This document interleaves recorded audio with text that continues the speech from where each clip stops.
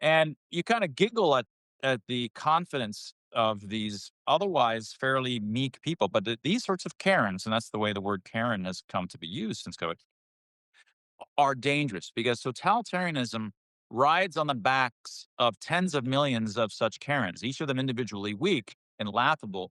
But that's what happens. The entire society, and they're snitching on the street. They're on every corner, counting how many people are coming to your house for a dinner party, how closely you're jogging next to somebody else or passing somebody when you're jogging, getting reports on next door. Saw the jogger and he jogged within 2 meters of me. Can you believe it? Who is this guy? That kind of stuff. We laugh at that kind of thing, but totalitarianism just is that. The most dangerous things that happen to societies are built out of the substance of those sorts of Karen ladies writ large.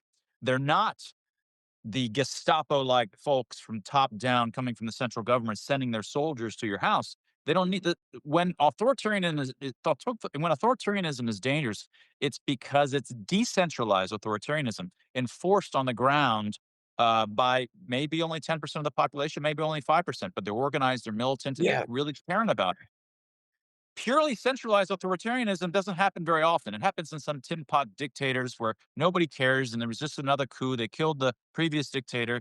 Bunch of guys and pickup trucks take over. They weren't carried on the backs of any of the population. No one's really paying attention, and they don't have much ability to project power throughout the society because they weren't carried on the backs of any group of any significantly large set of supporters in society. buy my novel, Escape from the Village, from major booksellers online. Go to escapevillage.com. Subscribe to the Substack. Go to fountainheadforum.substack.com. Support the forum. Go to buymeacoffee.com/fountainheadforum. Thank you. Welcome to the party, pal. This is Fountainhead Forum 283. I'm talking to Mark Changizi.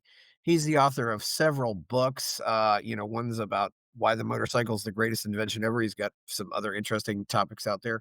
We're going to talk about the coronavirus nonsense that occurred 5 years ago. It really doesn't seem like it's that long ago, but it is. So, how are you, Mark? Great to be here. Mark, how did you become a libertarian? I mean, at this point, I don't even remember how it happened, but as long as I can remember as an adult, I've been always libertarian, just sort of very classical liberal. There's no justification for using violence unless it's self-defense. This kind of and thought long and hard in my 20s and 30s on foundations of libertarianism, and just always been one. Yeah. So, Mark, you're also, you're a cognitive scientist and some other things. I wanted to talk, about the whole psychology of what happened 5 years ago. It seems like you recognized it for what it was almost immediately. But what were you seeing? In we'll start with early February 2020. Yeah, I mean, in early February, at this point, I can't remember what was going on in early February. I think we had all probably already heard of COVID popping up a little bit in the news. I'm not sure if I really remember hearing about it until probably mid-February, Yeah, but we had seen these sorts of things before, H1N1 and the spurts of 2008 and 2000. There were different where it looked like it was bubbling up into a social mania of sorts, and then it just suddenly fizzled out. It didn't quite get legs to go viral in the sense of a meme across brains. And so we'd seen that twice at least before in the decade and a half before that. And it felt like just another one of these cases. And I had no thought in February that it was going to become, the avalanche that in fact became. yeah. I don't know either. One of the things I believe it was January 25th or January 26th was they shut down flights to and from China in the Yeah. U.S. That was the first sign of trouble. And Mark, what's funny about this is I think that this was initially promoted to demonize international trade and international travel, specifically with China. What do you think about that? Uh, I mean, I, uh, I'm not sure. I mean, initially, even the CCP was telling its own population to calm down, which is also what Boris was doing. Boris Johnson was doing initially. Was they were saying like, you guys got to calm down, and but the population wouldn't have it. The population doesn't trust the government for good reason there, and so They said, "No, you have to you need to do something because COVID is disproportionately dangerous, altogether novel, blah blah blah." And so then the CCP pretended to lead, and then they led hard in a very CCP-like way with very conspicuous lockdowns and authoritarianism, and that was all throughout February. So, but in terms of America, the rest of the world's motivations for there's lots of different kinds of incentives, but I think there's just a general uh, uh, proclivity for societies, for individuals at the individual level, and for societies to just get frightened by the notion of an infectious cooties like thing. And it immediately creates, it's very prone to mass hysteria by its very nature. That's true, but nothing like this happened during, SARS or the bird flu. And Mark, you're a little older than I am. I was a teenager, in the '80s, and when the news about Rock Hudson and AIDS came out, and that was the first. That was another case too where we saw really overblown hysteria about a disease. I mean, to the proportion of how bad it was, because I mean, most of the people who got AIDS because they engaged in reckless and self-destructive behavior, Right. but No, but that just shows they another. were acting like Right. anybody could get it. Yeah. Which is what happened with COVID as well. Of course, Yeah, it's anybody is susceptible to COVID. In fact, the risks for children were disproportionately low, effectively zero as far for practical matters, yeah, and even and a order of magnitude below what it is for flu. Flu is actually a more of a substantive risk for young people that are children, way higher than for COVID. Um, but this just why it happened for COVID that it became a full on avalanche versus the ones that looked like they were going to happen, but then sort of fizzled out. And I wouldn't say that AIDS fizzled out. It was a problem for almost, it was a bit of a social mania for 10 years, yeah, but it didn't quite lead to, you know, the level of civil liberties violations and mass worldwide that yeah, we saw for COVID.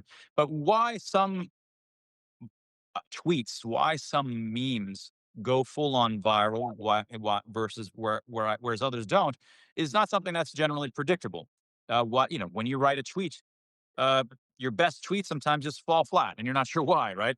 And whether they go viral or not depends on a whole bunch of coincidences that happen as to whether someone that's higher profile happens to see it, and then maybe Joe Rogan sees it, and then Joe Rogan does it or not. There's all of these, layers of things that are chance that can allow it to happen at various rates, but it's typically not going to happen. And the same thing, we each time there's a fear of some kind of cooties like infectious thing, there's another chance that there could be a full-on mass hysteria like that and the totalitarianism that follows. yeah. I mean, I wonder if it's because of the way China acted.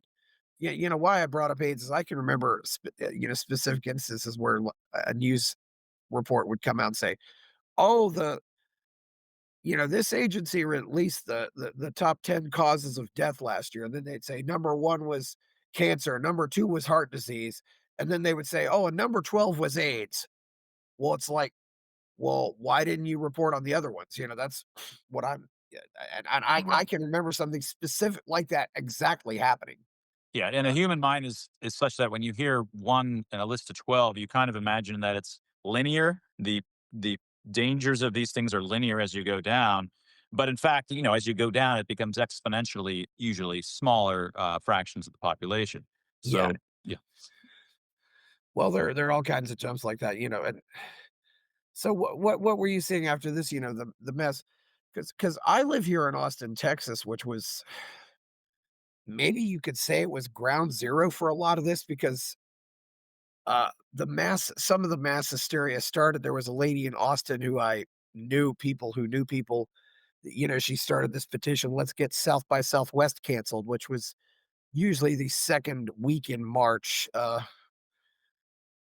And yeah, that was one of the and that happened, I think, the first week of March that happened, where the city mayor of Austin, the city mayor of Austin, and what they call the county judge said, "Oh, we're going to, yeah, South by Southwest is canceled." So that was before Texas, and there were some other things that happened too, the college basketball and all the sports. But yeah. yeah, so But see, Texas and Florida wasn't great in the beginning either, but Texas seems to have woken up by end of I don't know the details of Texas, but Texas seems to have woken up sufficiently by the end of 2020 that people that were leaving New York and California and other parts of the country were disproportionately going not only to Florida, but they were heading to Texas. So I can't remember how long it took them to wake up, but by October in Miami, and I wasn't living in Miami at the time, but we came here because of, one of the big Yes. contributing factors was COVID. I was living in Columbus, Ohio at the time. Yeah. Um, but Texas must have woken up eventually as well, I assume. The opening up was in the middle of May, it certainly was a lot more than the 2 weeks to flatten the curve. It wasn't, it definitely wasn't, certainly a lot worse than it should have been, but it was worse other places, although I don't wanna use that as an excuse, it's because it never should have happened at all, but, I can remember actually going out and protesting. I think it was uh, on a Thursday in April, and, we were out on out on the Capitol lawn, and curiously enough, nobody said a word to us, even though it was technically illegal at the time. I was That was the first time. I think it was probably April 16th, or April 23rd, and nobody said a word, and I remember meeting people, and then I can also remember, that there and we had some interesting things happening at the time too, 'cause, uh, you know, the Libertarian Party convention for the state of Texas is usually on the 2nd weekend of April. That got postponed. The, national convention was supposed to be here, that got moved. It actually got moved to Florida, they still couldn't have it here. But Austin was also, I think, much worse than the rest of Texas. Yeah, I imagine so. Yeah. I would say that Florida was definitely better than Texas was, but maybe also because Florida depends so much more on this type of economy, largely because of Disney. I don't know if that makes a difference or not, but yeah, 'cause, Yeah, I mean, what one of my I mean, there was too many cues, that things were going bad, but I remember one really salient sign that things were going wrong was somewhere around maybe the 18th of March. We were already not working out at our CrossFit gym. We were working out at like a middle school field, the track and field, just working outside. We brought the weights and everything outside. And we were even social distancing, just not really on purpose, but you're outside. So you're not really clustered very well together. Some woman drives by and in a minivan. She pulls over. She walks up. We don't really notice her. Who are you guys? I'm like, we're just a CrossFit group doing our work outside. You know how many people you're killing? And then she just proceeded to attack us for 10 minutes, just arguing that we were killing people and look what we're doing to the society. And you kind of laugh. And eventually we just got so sick where we had to literally pick up our crap and run to the other side of the field just to get away from her because she was so aggressive, right? And you kind of giggle at the confidence of these otherwise fairly meek people. But these sorts of Karens, and that's the way the word Karen has come to be used since COVID, are dangerous because totalitarianism rides on the backs of tens of millions of such Karens, each of them individually weak and laughable. But that's what happens. The entire society, and they're snitching on the street. They're on every corner, counting how many people coming to your house for a dinner party, how closely you're jogging next to somebody else or passing somebody when you're jogging, getting reports on next door. Saw this jogger and he jogged within 2 meters of me. Can you believe it? Who is this guy? That kind of stuff. We laugh at that kind of thing, but totalitarianism just is that. The most dangerous things that happen to societies are built out of the substance of those sorts of Karen ladies writ large. They're not the Gestapo-like folks from top down coming from the central government sending their soldiers to your house. They don't need the when authoritarianism is dangerous, it's because it's decentralized authoritarianism enforced on the ground by maybe only 10% of the population, maybe only 5%, but they're organized, they're militant, and they yeah, really caring about it. Purely centralized authoritarianism doesn't happen very often. It happens in some tin pot dictators where nobody cares and there was just another coup. They killed the previous dictator. Bunch of guys in pickup trucks take over. They weren't carried on the backs of any of the population. No one's really paying attention. And they don't have much ability to project power throughout the society because they weren't carried on the backs of any group of, any significantly large set of supporters in society. Totalitarianism is decentralized authoritarianism, and that's what we saw hit us around March 11th, March 10th of 2020, when I feel like it reached a threshold where it felt like something qualitatively, um, the virality had really gone over an edge and wasn't going to stop. Mark, the one question that inevitably came to my mind when you said that is, this was one woman, and you were how many CrossFitters? Maybe 20. Why would 20 people allow themselves to be intimidated by one person? And you're probably all in better shape than she was. Well, yeah, I mean, unquestionably, right? Yeah. even if she, has a revolver with 6 bullets, it's Yeah. Well, I mean, there's always a level of respect. You don't want to just give this lady, like, you don't want to, like, we're not going to manhandle slip back into her car and she's just getting annoying and frustrating. So we're like, okay, we're just getting annoyed. We're not going to call the police on her or anything. So we just physically moved and ran away to get away from her. It's only so much you can kind of do with annoying thing in your ear, like yeah. in a situation like that. But that is sounds silly, but it's exactly what is the stuff of totalitarianism. Oh, I agree exactly, there's definitely I don't really ever remember having an encounter like that, but, I certainly, made the decision to cut one person completely out of my life because she said something, although there were other issues going on already, but, uh, yeah, that was another thing too, people, talking, about how all these kids were playing basketball and stuff like that. It's, I really it really amazes me though, because when you like, of course, I don't know what and I can imagine the entire I bet 95% of the CrossFit community was just saying, "This is nonsense." Yeah, it was overwhelmingly, of that opinion. I remember they had not only shut down, put tape on the basketball courts, but they had prevented people from, like, playing tennis, which is, by its very nature, a socially distanced sport, which is hilarious. And so we had tennis courts near our house that had tennis courts and then a massive fence and then another layer of tennis courts. So we just sat on the Right. tennis courts hitting over the massive fence instead. But, Yeah. yeah, Yeah, well, CrossFitters tend to be, certainly in better shape, and they all realize, because I think we all came to a lot of us came to the realization pretty quickly, boy, a lot of these people are dying from COVID are enormous. yeah, yeah. There's There's no always there's no nice way to say it, but it's true. Yeah, almost all of them that had any risk had multiple comorbidities. Those that had no comorbidities and under 70 years old, the Yeah. risks of the infection fatality rate was around Oh, 0.05% yeah. or less, and going down from there. In fact, this goes back to what was happening in around March 15. Yeah. Places like Business Insider, actually even March 10 and 9 and 8. And even when they presented to Congress, when the WHO came in March 10th and presented to Congress, they presented infection fatality rates for flu, showing different demographic groups, and they showed it for the infection fatality rate. So there's these really small percentages of death. Infection fatality rate, just to back up, is the chances that you'll die if you get the disease. But then for COVID, side by side, they didn't show the infection fatality rate. They showed the Yes. case fatality rate. Now, the case fatality rate sounds similar, but it's actually the chances that you're going to die if you are recorded as a case Yes. in the hospital.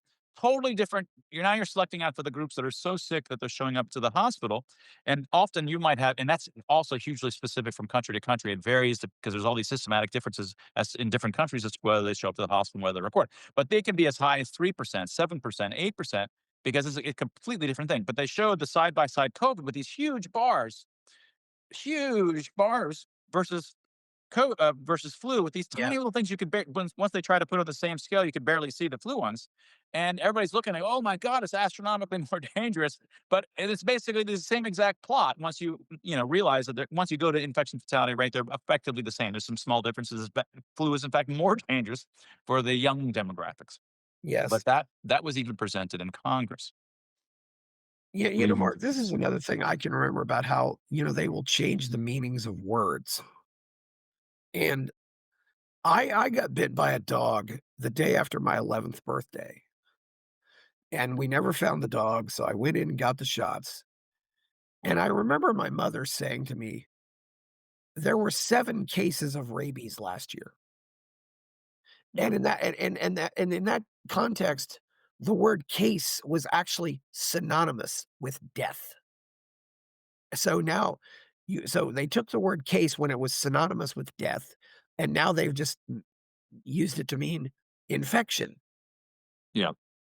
but you've still created that so it's like they wanna make it sound worse than it is, and I think this is all being done intentionally, "Oh, number of COVID deaths today," and stuff like that. It was just so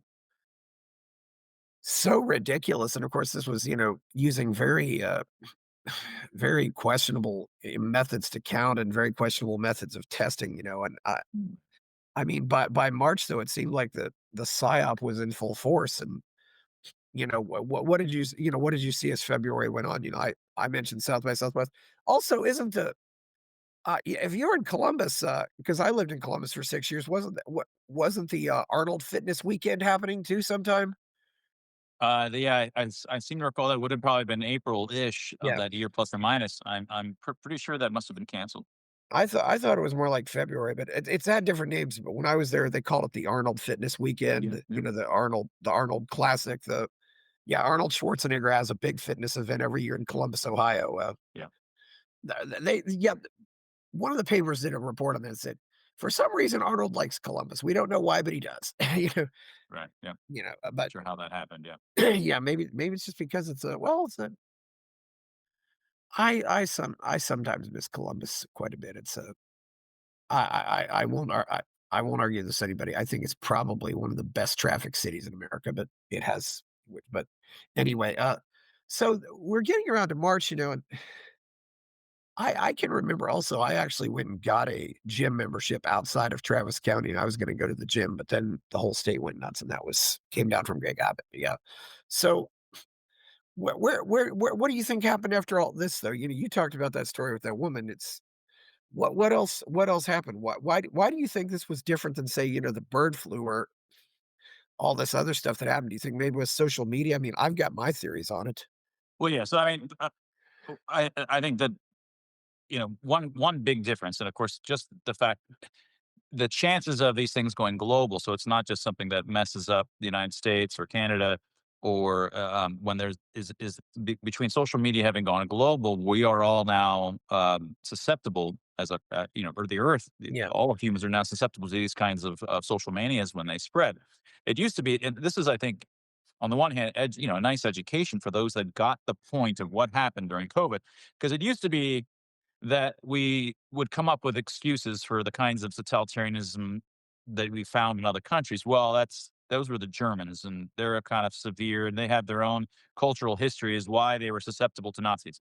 Or then you say, well, the Chinese, well, they're an Eastern culture, and you come up with excuses. Well, those are the cultures, or Iran and the Islamic Revolution. They're Muslim, and you come up with this kind of special pleading in each case for why they were susceptible to totalitarian, not us in the West, or at least not counting Germans, right? But of course, none of these things really dependent upon those specific cultures. These are human universals, and the reason they only spread within those countries, luckily for us, is because the social media didn't exist. It just the memes would spread, they're highly connected, and then there weren't very many connections that spread across in those days. So luckily, it was relatively contained. Now these things spread right over borders like they're nothing. And these are very and one of the things that you notice across all of these, what am I as a researcher? I study emergent phenomena, evolutionary phenomena, both the cultural evolutionary stuff as well as biological evolutionary stuff. And the kinds of ways that we think is trying to understand large scale, complex. So like if you're looking at a bunch of starlings, the birds, and these complex phenomena that under that they undergo, you can't explain it without understanding these kinds of emergent phenomena. And human groups are infinitely more complicated than starlings. And so, one of the things that you trying to understand totalitarianism has been one of my goals in mass hysteria and these kinds of forces since COVID has happened. I've become interested in that as a kind of niche. And one of the exciting things, I mean, but depressing things that you see, whether it's the Germans, the Nazis, the outgroups always become infectious, right? The yeah, Jews were treated as if they were infectious. The outgroups always yes, become exactly. unclean and infectious. And middle class and upper classes and educated in the Cultural Revolution were infectious, right? They were disgusting and infectious, and the women who don't, non-Muslims generally in the Islamic Yeah. Revolution, and women who are showing a lock of hair that comes out, they're infectious and unclean. They can ruin society to the extent that the male eyes are seeing them or whether bad. All of these things have the metaphors of infectiousness. Now, in the case of the COVID cult, it really was an infection, or at least a putative infection. The whole meme and the narrative was about an actual infectious virus, which was radically, astronomically exaggerated. But in some sense, it doesn't matter. So whether it's really about a virus or not really about an infectious thing, the outgroup becomes labeled and structured. It evolves such that the outgroup is always treated the same way, as if they have cooties, as if they're infectious in these cooties like way. Um, and so that was one of the things, one of the kinds of universals that has been nice to see. People have talked about that before. And so, but we saw it firsthand, and we saw all of the dimensionalities of this firsthand if you were awake to see it. If you weren't awake to see it, I fear that Yeah. most of the population still doesn't see what happened. They just feel Yeah. like the world was saved by the authoritarian interventions that all of these governments did. That's the moral that they got. And the history books might well say that for a long I time, if not forever. I'm really curious to see how long the history books will say that, Mark, because I think we're probably getting better at this stuff. I can remember, uh, I can remember having grandparents who thought Franklin Delano Roosevelt was God, and, no and they basically did think that, and they went that way to their graves, and it's really not until all those people are gone that maybe people are now looking at him objectively, so I don't know what happens after the Well, the 1930s pandemic or 20s, which was the one that was in the 1930 or well, there was so. the flu epidemic in 1918, and that really was an epidemic, but I don't think there was anything really. I don't, yeah. So I mean, but you have to know now, having gone through it, that that they had, they had the same kind of mask mandates, they had the same kind of social medias that were occurring. You can look back at all of these things, and there's all the same kind of dynamics were occurring. So you have to wonder. I don't really believe that there was a pandemic in any sense to the extent that they were describing. I no longer believe that. My Yeah, point now, however, being that as far as I know, the history books still to this day, and certainly up until 2019, suggested it was a world altering pandemic and the world tried to grapple with it. And it was all, this good, well intentions. Well, I'm sure it was well intentioned, but it was all gobbledygook that they were trying to do to save the world with their ingenious schemes. So I'm worried that, that was 100 years right there. yeah. That it lasted in the history books, and I'm not sure that's even switched. And I'm worried that we've not learned the lesson of this. Well, one thing I will say, in the case of 1918, though, we didn't have penicillin. We didn't have a lot of the things that, that were protecting us, from infections and sterilization and stuff like that that we do now. I mean, I mean, back in 1918, it wasn't unusual at all for parents to lose at least one child. Yeah. So we've gotten to a point where, but I do want to share this quote from David Ramsey Steele, which was on March 23rd, 2020, that he posted on Facebook. Quote, I have been pointing out all along that if no one had ever diagnosed COVID-19, no one would have ever noticed anything amiss. The entire outbreak would have been lost in the general mix of colds and flu. History would have never recorded it. Unquote. You know, I mean, I totally agree with that now. And this was somebody who said that on the 23rd of March, which was a pretty insightful time. I mean, but there Yeah. there weren't very there weren't Yeah. very I say my first tweets were on March 10th, and I was sorry. I was saying this is extremely. And on March 17th, I did it. I pinned it. The moral of coronavirus 19 will be that social contagion is infinitely more dangerous than biological contagion.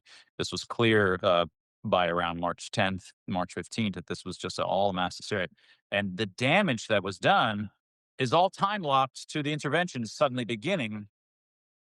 So worldwide, there's just nothing happening. COVID is spreading. COVID is spreading. There's no peak. There's no spike in mortality. And then suddenly the interventions that are this thing peaks. These huge peaks that were time locked to the interventions. The interventions are what caused, and the Yeah, interventions and all of the not, sudden changes in medical protocols and how we arrange yeah, society were responsible for these changes, these yeah, spikes. yeah, and I always, go out of my way to correct people, said coronavirus didn't do anything. Everything that happened was because everybody in the world acted like a bunch of idiots, you know and I don't know if you're familiar with this H.L. Mencken quote also, but I repeat this so many times, and it's like this quote, "The whole aim of practical politics is to keep the populace alarmed, parenthesis, and hence clamorous to be led to safety, parenthesis, by an endless series of hobgoblins, most of them imaginary." End of quotation. Yeah, I think that there's truth to that, but I would there's an important wrinkle in all this. So, for example, even the CCP originally tried to calm the population down. Even Boris Johnson tried to calm the population down. But the societal level events are not just puppeteered by those at the top. Those at the top are often puppeteered by the masses. It's a Oh, complex soup yes. that goes in circles, right? And so the population was demanding, and the trade unions were demanding, and the Yeah, teachers unions were demanding that Boris do something. You got to do something, and so eventually yeah. he caved, and then he pretended to leave because they're Oh, yeah, afraid of losing power. So then they do all these things, and then they start, coming up with using psychologists to come up yeah, with ads that even scare people further. So they do stay home so they can make their ingenious schemes work. And so that's all well intentioned, lot, yeah, white lies. And it just goes further and further kinds of shenanigans yeah, to yeah. make their interventions work to hell. Mark, I am totally with you on this. I mean, I don't blame Putin. I blame the stupid animals who carry pictures of Stalin in public. I mean, I don't blame Hitler for the Holocaust. I blame the Germans for the Holocaust. The Germans are responsible for the Holocaust because they wanted to be. I mean, this is the thing. What creates the desire to be ruled by sociopaths? Yeah. Yeah. And And I this don't, and yeah, this is yeah, this is fundamentally the problem. I mean, yeah, you hear all the time, "We want peace, we want peace." Yes, but you still want to be ruled by criminals and sociopaths, and that's why you don't have peace. yeah. Well, and I would disagree that they're sociopaths. I don't think that they're necessarily. A lot of people want to say that the people that end up in power or the people in the socio-political communities that are you know awful, in my opinion, evil, Okay, maybe are something. sociopaths, not the right word, but just horrible Yeah, people. but I think what at Yeah, these levels, where the illness is at the group level. It's the narratives within the groups they get selected for over time, so that there is an illness, but it's in some sense due to the social narratives within the group and the group having evolved a kind of larger scale illness. The individual minds are all fine, which is yeah, why when you argue with them, you can't, it's not like they're arguing badly. They just, you can never pin them down because they're smart people, right? They're educated. They're very often, the COVID calls were the cream of the crop of academia. These are really smart, high IQ people with discoveries under their belts. They're no slouches, right? Once you become in these find yourself within these cults, the cults yes, themselves evolve good. And by good, I mean effective post hoc justifications for the crazy shit that they believe. They're good in the sense that they work really well on minds. They're really yeah, convincing on these minds, and they really are spreadable horizontally within the community. And it's very hard to break free. It's not just justifications, but the whole complex putting together. Like suddenly, when from March, don't wear masks, and nobody wore masks except for a few kind of, those are just wearing it to be membership signals of where I care more than you, but they weren't advised. But by May, it had become a virtuous thing, not just a membership. And there were 200 observational studies actually published post hoc justifying why masks definitely, certainly work, right? There's no cabal that did this. This is the way that the evolution of these socio-political networks evolve post hoc justifications for the membership signals that initially were there. And is it creates a kind of illness at the level of the group, a kind of group think, but it's much more than just a group think because it evolves these whole complex narratives, which are themselves sick and ill, defended by really smart people.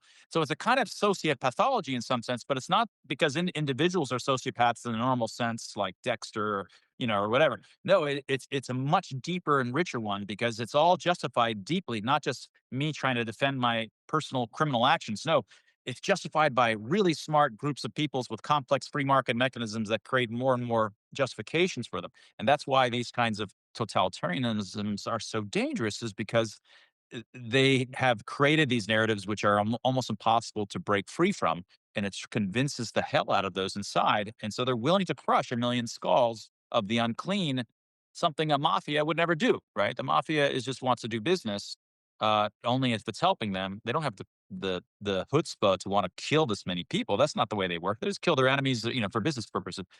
But man, socio-political communities that are like this, only those people are willing to engage in the kinds of crimes against humanity that we have seen throughout history.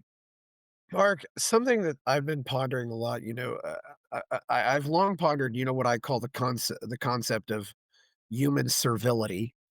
You know, the desire to say, "Oh, I was only following orders," which I think, and I think those people are just as responsible for the evil that exists in the. Yeah, I think the privates and the sergeants are just as responsible as the generals and the colonels. But also, I almost am wondering now if a lot of our species has a desire for what I would call righteous violence. The desire to be violent, but to be violent in service to a an allegedly righteous cause. And so, for them, rounding up everybody who's unvaccinated and killing all of them would have been a righteous cause. Sure. Yeah. And for the and I really wonder about that, if there is, and if it's really the desire for violence that motivates this. In fact, I think that desire for righteous violence is really what led to the creation of religion as we know it. Yeah, was saying things along those lines. I mean, I still believe those things. I'm just not saying it was off back in 2020. That COVID gave people the opportunity to be participate in a righteous cult that allowed you to justify violence or anything of any kind against your unclean enemies, and that's a kind of joy. There's a kind of you know. Getting a guttural joy to having that ability to crush your unclean enemies. But I want to Yes. push back though on the corporal versus general difference, because you know I, I think that it's much worse than that. A lot of the lower folks in these armies, they could choose to push back, but they know they're immediately dead. I mean, they're literally they Yeah. will. It's a whereas what's going on in these totalitarian states is it's like someone deciding that I'm going to be a corporal today. No one even forced me to be it. I'm just going on my own and showing the independence to just go out and snitch on my neighbors and force this Yeah. community's release. They're going out of their way to do it. They're not just top down controlled like in the military where they really will get killed. No, they could have just kept their head down and not been that way, but they come out and do this for free, right? So to speak. Yeah. So it's even they're much more culpable in my opinion than corporals and the lower folks in the military Well, crimes. I think Michael Malice, pointed out that there's a desire for some of these Karens or whatever, and to feel important, Yeah. which I think is kind of sad. But hey, I called the police on something, or I report on something. I really, but and really, I don't know. We could also, I don't know. One thing I will disagree with you. I don't think these people at the top are that smart. I think they just know how to manipulate their way to get to the top, and I they don't think they're. certainly I haven't. think yeah, Yeah. but a lot of the big supporters in COVID, I don't necessarily mean at the top, but academia was disproportionately COVID cult, right? Yeah, But well, I'm not saying well, everybody. yeah, I'm not saying they're all disproportionately smart, but these are not dumb people. They're well, certainly smarter than your average folk, but they're often still dumb when it really matters. well, It's fake smarts in some sense. it's a lot of fake smarts, but, after COVID, though, I'm at a point where I'd probably trust somebody with a high school diploma much more than I trust somebody with a PhD, Yeah, and it's only the just at really random. educated people that are susceptible to complex justifications that strip away civil liberties en masse and things like this. So you have to be really smart in a dumb way to convince yourself that it's okay to banish the unvaccinated and ignore, even if you thought the vaccine worked. Most of these people already had COVID and recovered from it. There's such a thing as natural immunity, and they Yeah. were arguing that's why vaccines exist. They're trying to mimic natural immunity. They're Ju denying that natural immunity exists. The very whole point re reg that drives vaccines. regarding academia, have you ever read the Kaczynski Manifesto? I've read little excerpts, but no. Okay, yeah, that's, or the Unabomber Manifesto, but yeah, that's one thing that I think does tell you something about academia. But Mark, the thing that concerns me though, is I really wonder what happened to some of these people that we would have considered good libertarians before all this. And I'm really wondering, uh, some of them were just silent and some of them were just almost going along with it. It's Yeah. Well, that was the amazing thing. In March and April, at the start of this, this was not a leftist thing. This was a left, right, libertarian, everybody. And again, there was groups of other people, but I hadn't found them yet. I felt completely alone because all of the people that I thought were classical liberal, libertarian, or conservatives were all agitating and exaggerating and fanning the flames of panic back in March. And some of my first, folks that I found that agreed with me actually were communists, like, real communists who have a chip on their shoulder, not your typical yeah, leftists. These are like, uh, and they have a chip on their shoulder about fucking, the economy up because that's what yeah, communism always does. And so they're saying you can't just go freeze an economy because they're really sensitive about the claims that they always had bread lines and cheese lines. yeah, So, but other than a few, I hadn't really found it. Eventually I pulled together my own lists, so I created slowly built 150, these Twitter lists where I could then go through the list. And so we started to accumulate.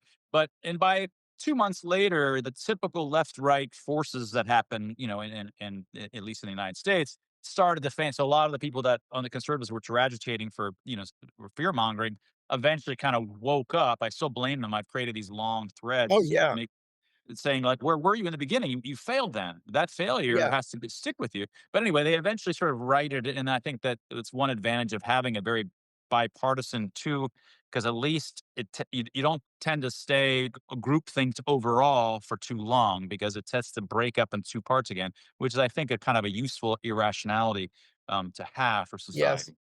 Well, yeah, well, Tucker Carlson was agitating for it in early March, and Yeah, right. He's still I a freedom specifically leader, though. I still remember, Ezra Levant of Rebel News was complaining Trudeau still hasn't shut down flights from China. This was in Canada. Right. So it really, and this is the thing when you get Hayek has always pointed out when the totalitarians on the left and the right agree, you're really in trouble. But I saw, I knew one guy who was all about, he's a doctor and he was all about, he was going said he was going to write a book about, what he called the white coat cartels, was opposed to medical licensing. He really wanted to see a true free market in healthcare, and he completely bought into all of this and Yeah. left the Libertarian Party. In fact, I'm not mentioning his name. I think I think he was maybe giving $100,000 a year to the Libertarian Party at the time, and I think he was actually might have been a reason why the Libertarian Party at the national level was just saying nothing about this. Yeah, and of Eh course, the ACLU yeah, was completely silent, yeah, or were actually coming out and yeah, agitating and helping the states that wanted to have mask mandates, but yes, then the governor said no, you're not allowed to, and they were coming in the defense of these yeah, counties that wanted to. So they were on the wrong side. And when I sued the federal government for violating our First Amendment, there was the New Civil Liberties Alliance that was the sort of ACLU yes, like organization that backed us, that took charge of it. The ACLU was totally useless.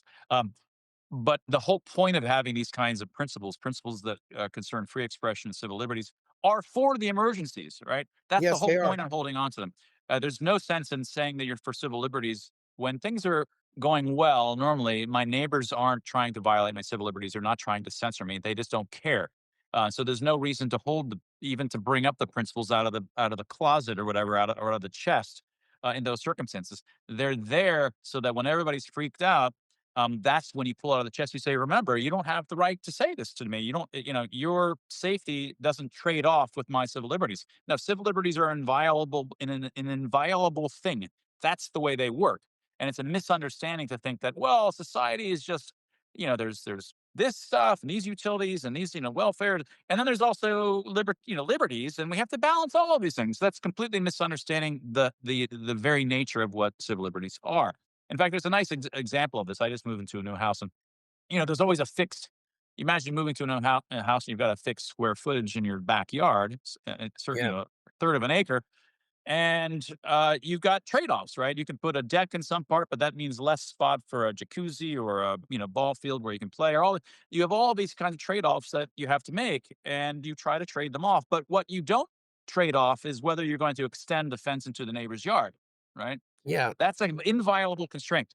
That's to violate somebody else's civil liberties because that you're just not allowed to do that. You have those are the boundaries that confine the populace and the government's ability to do all of these kinds of balancings, but they end where people's bodily autonomies and other civil liberties start. Yeah, And that, yeah, we all have our principles, Mar I mean, one of my principles that got tested, during all this was, "Do not interfere with parents."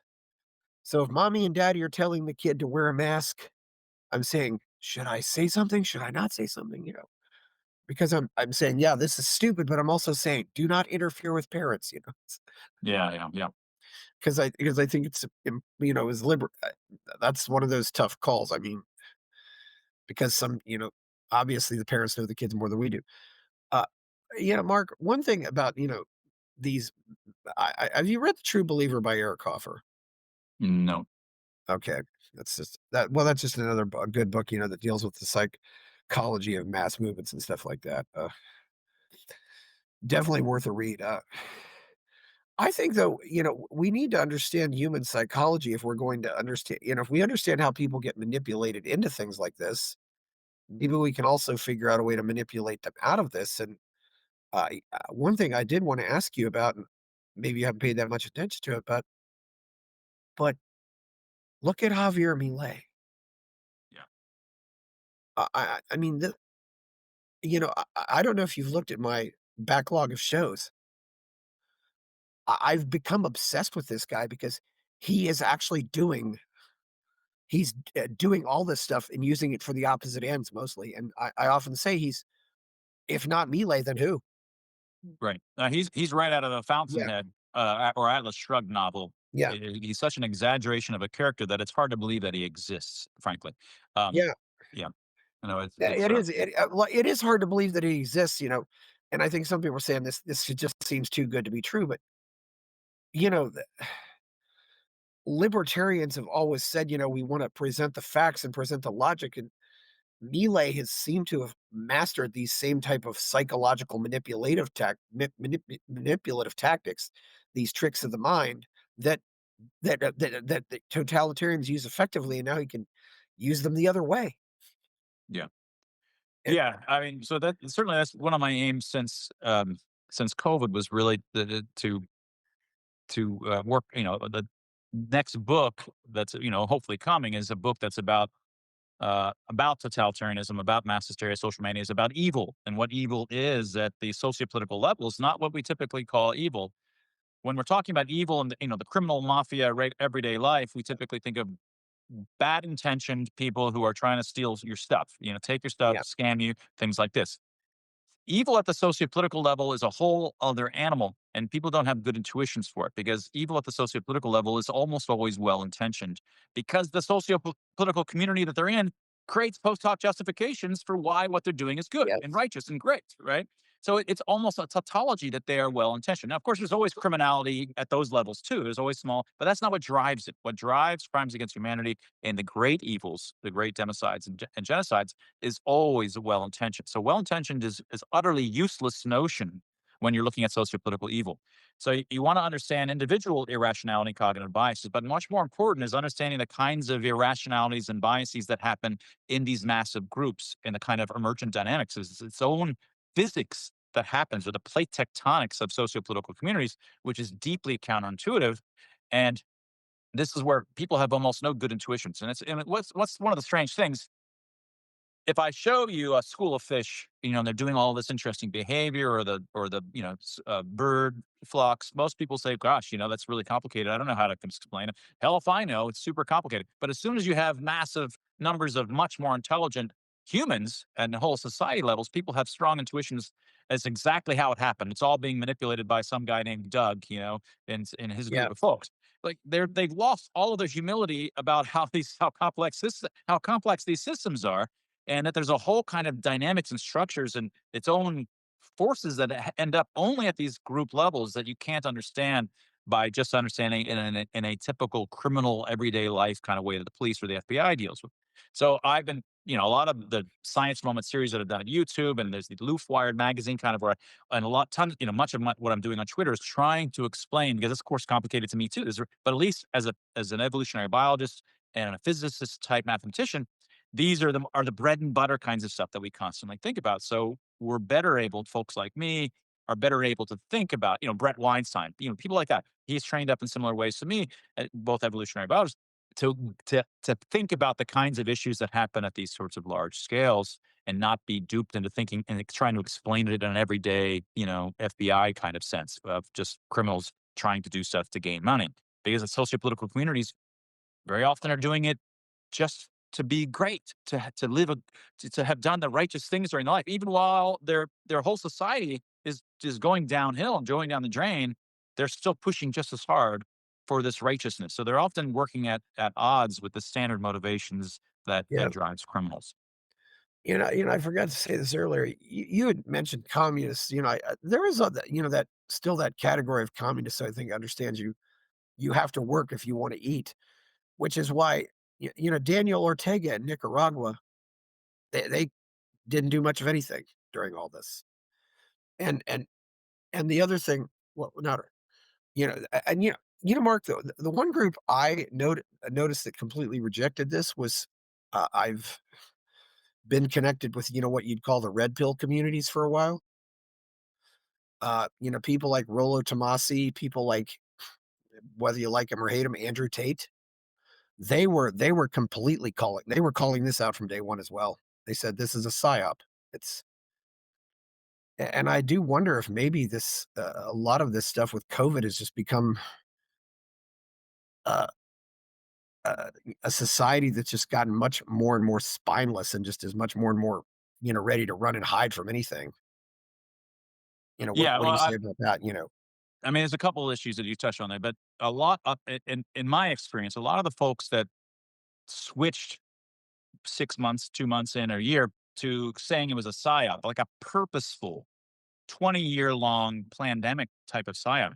A lot of those folks, in fact, when you go back at March, they were agitating for, and I've got all the receipts. They were agitating for fear and panic and saying we should really, their masks ought to be, you should be, have a big fine if you're found without. And then they switched over and says, I was duped. The system duped me. In fact, some of these people go out and they defend, the New Zealand president. What's her name? She's a Jacinda good Ardern, yep. yeah, she's a good person. She was only duped by this cabal as well. It's like, oh God, like That you're was actually excusing all of those that were in power, all because of some fictional cabal, or that yeah, even if there was a real cabal, the people that are responsible are, first of all, anybody who's agitating who have a small amount of responsibility spread over, small amounts, but spread across the population. Like Karen, the lady that attacked us or whatever, unfortunately, she's responsible. There's billions of them, but the yeah, people that are disproportionately responsible are those who had formal responsibilities, those that had big voices, and the longer that they voice those sort of authoritarian agitation, was the more they're culpable. And you can't just go give them free passes because of some psyop that was done to them by this supposed cabal. In fact, they always put up, event 201, event 201. Like, yeah, the military complex and governments are filled with, every year there's hundreds of these sorts of pulling in a bunch of academics, yeah, blowhards, and they come up with these bullshit plans that are all filled with authoritarianism. But even in their bullet number 3 of Event yeah. 201 was don't do lockdowns. Even they said in 2019, don't lock down, right? And so these things, unfortunately, there's all of this. These aren't plans. These are for a pandemic in the sense, but they are lots of government authoritarian leftist types that are creating the conditions, these springs are setting them such that if some kind of perceived emergency happens, authoritarian springs pop out to help. Yeah. And they're all just bombs that are making things much worse. But that's quite different than a purposefully planned 20-year perceived pandemic so that you I can kill off half the pop or 1%, 0.1% of the population or whatever it might be, I don't I don't know if we can ever know if any of this was planned or not. Some of the people in China got killed pretty quickly, but Mark, I'm referring, mostly to the fact that, uh, we have a society that's become, that completely worships safety at all costs. We don't I mean, we don't let kids go off of high diving boards anymore. We say that it's dangerous for kids to walk to school by themselves, and I mean, it's a and I think we've really gotten, into what I would, a gynocentric social order that's just encouraged everybody to be cowards and chicken shits, and I think COVID is a direct result from that, and I think that's also why somebody like Andrew Tate is so popular, is because Andrew Tate, is basically said, don't he's telling he's telling people above all, just don't be scared of anything and don't be afraid of being yourself, even if it offends people. Yeah. And conservatives have always been chicken shits, and Yeah. I uh, mean, that's we haven't mentioned yet, but, I've got my 7th book just came out. It's called Motorcycle Mind, and I'm a motorcycle yeah, rider. And here in Miami, we've got rid of all of our cars because yeah, it's always warm, and the only way to get around is just the lane split between the cars. And suddenly the whole yeah, city is opened up, and it's great. But another fun part of the being, riding a motorcycle after yeah, COVID is, in essence, and I don't wear a helmet when I'm around town because yeah, I need to see amazingly well to survive the complex conditions of. yeah, I don't want a helmet on unless I'm going long distance, but you're sticking a middle finger up at the whole COVID cult. Look, I understand life is risky. When you're riding a motorcycle, you're saying, I get it. Life has risks. I want to enjoy life. I want to get out there and I want to be independent. In yeah, some sense, the one of the best ways you can give the middle finger to these authoritarians and their safetyism is doing the dangerous things, because there yes, are dangers that exactly, you enjoy and that make things make your life make life exciting for you. And that's one of the great things about motorcycles, by the way. And what I get into, why exactly motorcycles have the experience they do as a cognitive science, on fleshing all that out in this new book. and Mark, also lawn darts. We remember lawn darts, Yeah. and unfortunately, too, I think part of the at least a little bit of the thrill is, yeah, this is a little bit dangerous. Yeah, that's that's what makes Yeah, life fun. just You're so, every time you get off your bike, you yeah, survived. You don't want it to be. It's not just about the experience. It's about also, no matter how much in the book I discuss what the experience is that makes the experience utterly unique. It's also, if someone came up with a perfect yeah, mimicry of that in Disney Studios, so that it's literally identical, like you thought you were there, like in the Matrix, whatever, but you yeah, wouldn't ever die or get hurt if you get, well, then it's just not the same. Part of the thrill is that you're really there, really could get hurt. Uh, and there's just no getting around that. Same for mountain climbing, same for surfing, same for, all the kinds of stuff we do in life. It's the reality, the realism, yeah, the guttural nature of the fact that we're actually tangling with dangerous things that makes life worth yeah, living.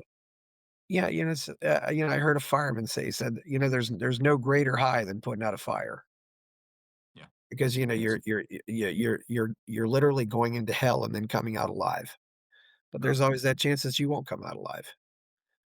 I did wanna, I know you only got an hour, but I do want you to you made a case actually for why helmets may be it may be safer not to wear a helmet under certain circumstances. I'd like you to give that to Yeah. as a motorcyclist, yeah, So first of all, a lot of people imagine, like, well, you should just put more stuff on your head to protect you because that yeah, way, if you're in an accident, you're safe. But because, an immediate contradiction to this is when you go from a bicycle helmet, which covers really nothing in terms of your visual field, you're not really yeah, blocking anything. But that's not what motorcycles wear. Wear those massive ones. I could show you my, and so you have yeah, this. I'm missing my lower visual field, all of the optic locus. But you can imagine, well, even safer might be to have one of those underwater helmets that are in the cartoons where there's just like this big steel thing and a little hole here, right? Why not just wear that? yeah, If I was to get in the car into an accident with a car, wouldn't I be safer? Well, yeah, I would be safer. yes, But I'm going to get more accidents because I can't see shit, right? yes, So the question is, how do you find the optimal in this inverted view? Eventually, it's going to get worse if you cover up too much. Now, one argument is that I pointed out is that evolution has already made this kind of trade off. So in yeah, evolution, you've got all of these animals, except for us. All the animals lead with their head. Their head is out in front, right? And so you put all your senses out in your head. That's what makes a head is that it's leading. So you put your all 90% of your senses are out there in front. And it's the worst place to put a brain. If you want to put your brain into a safe helmet-like spot, you put it into Yes. your rib cage. That's the analogy of the helmet. But instead, evolution has placed the brain way out in the tip where all the senses are. And the reason that it's done that is not for safety. It's done it so that it can minimize the time that it takes, minimize the delays from these senses to the brain, so it can start calculating and Yes. deciding what to do. If you had it in the chest, you'd have you know, you know, 200 milliseconds, not Yeah, just a tenth of a exactly. second, but maybe 2/10 of a second, 3/10 of a second to even get to the brain to begin its calculations. You would not be the kind of acrobatic. None of these animals, birds and fish, and anyway, would be acrobatic animals that we are with those sorts of delays. You would be getting into. It is much less safe to have your brain in your chest because you'd be getting into accidents and you'd be unable to respond Yeah. to the world around you quickly. So the same applies here because when you cover up and you get these typical motorcycle helmets, you might think you're not blocking anything because you can still see the world. No, you're blocking your lower visual field. Even masks blocked your lower visual field. When you're walking through the world, you're not just seeing the stuff, but you're seeing the Yeah. optic flow underneath you. And it's that optic flow that you rely on to have the visual motor feedback that you need to behave in the ways that are normal. You cut that out, you're more likely to stumble, not just a trip on physical things, but to misunderstand those cues and Yeah. not have the visual motor behavior that you're used to. So typical helmets block a lot of the side peripheral field. They block almost all of your lower visual field. You can't see the lower visual field unless it's way out there, not the stuff that's closer. That hinders you. And when you're out on the complex streets with all of these, you're lane splitting between these cars and they're doing all that crazy stuff, you cannot Yeah. afford to not get that full stuff. Now, when I'm on the highway going 70 miles per hour, there's so much wind that it's overwhelming. Again, I need to have the Yeah. helmet there, otherwise I can. But for typical driving circumstances, I am safer to not have a helmet on because my senses are better. And so people often don't understand. Well, yeah, but if you got into an accident, you'd be worse. Yeah, if I got into an accident, but I want to minimize the chances that I get into an accident. So it's not as Yeah. simple as just wear stuff so that if I get into an accident, I'm better off. That's missing the whole rate of me getting into an accident in the first place. But Yeah, which is why I think it's, best to just let people have their choices, it's a yeah, the other thing too is, you're on the road going 70, you got bugs, bugs might get you have a windshield to protect you from the bugs. I right. I would also assume too that wouldn't a helmet also impair your hearing somewhat or not? No, it does. Yeah, I mean, Yeah, and on the highway, there's so much wind that your hearing is impaired without it. So you kind of have to. yeah, It's a trade. But when you're going 25 to 45 in a typical city environment, the wind, it's not. So if you have a helmet, yeah, you're very hearing impaired. You want to hear everything around you. You're not just hearing the other sounds of cars, but you're hearing the reflection of your own loud bike against all of the stationary objects.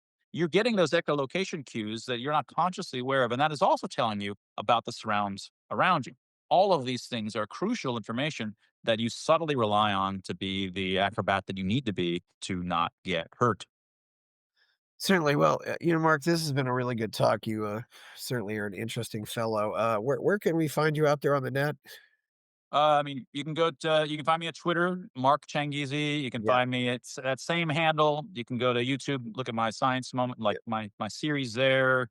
I got Changizi.com. We'll have all my books. yeah, Changizi, that's funny last name.com. We'll have all my books and TED Talks and Jordan Peterson interview and all yeah. those sorts of things. Yeah. You really been out there, yeah, and certainly at Changizi.com, yeah, it's sometimes it's nice when you have a name that's not very common, you can get your last name.com, Oh, that's right. Yeah, Chris Baker's out of luck. Yeah, yeah. My co-author of the previous book, Express the Human, is Tim Barber, also a similarly uh, difficult name to differentiate. Yeah. I was about maybe a month or 2 late, but I did get chrisbaker.net. Uh, Oh, well, that's tough. yeah, Yeah. in early 1999 is when I bought it, I've had it, and the guy who has chrisbaker.com still has it. Yeah. I've sometimes contacted him and just said, if you ever give this up, you should give it to me, or Yeah. and I'd pay for it certainly, but Well, Chris, what's your middle name? Paul, So yeah, you need something like something really funny in the middle. Then you'd be because you're not the only Chris Paul Baker either. I'm sure. Yeah. Sometimes if I create a username, I'll make it something like, like my birthday, the year I was born or something like that, just to Yeah. it's a or my zip code or yeah, it's a Yeah. yeah, but having a name that's pretty common does make it harder for people to find you, but I think, because there's some people out there that got they did something 10 years ago, and because their name's not very common, people still find this about them. Yeah. Uh, so anyway, well, please like this video, subscribe to the channel, go buy my novel, Escape from the Village, check out my Substack, go to Buy Me a Coffee to support the show, and, thank you, Mark Changizi. I'm Chris Baker. We're out. Buy my novel, Escape from the Village, from major booksellers online. Go to escapevillage.com. Subscribe to the Substack. Go to fountainheadforum.substack.com.